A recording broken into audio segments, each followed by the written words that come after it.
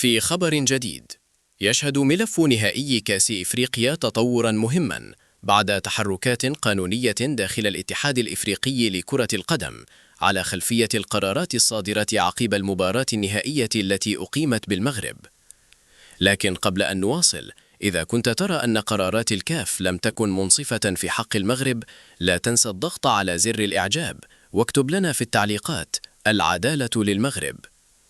بالعودة إلى تفاصيل الملف، تعود الوقائع إلى اللقاء النهائي الذي عرف توقفاً طويلاً بسبب قرارات تحكيمية مثيرة للجدل واحتجاجات داخل أرضية الملعب، قبل أن تصدر الكاف عقوبات شملت غرامات مالية وإيقافات، إضافة إلى تحميل الجامعة الملكية المغربية لكرة القدم مسؤوليات تنظيمية.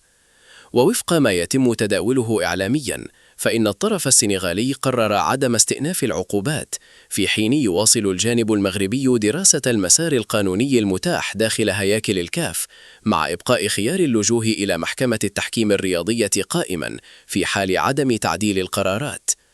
أهمية هذا التطور تكمن في انعكاسه المباشر على صورة الكرة المغربية وعلى الاستحقاقات المقبلة، خاصة أن أي قرار جديد قد يغير ملامح العقوبات أو يخفف من تبعاتها.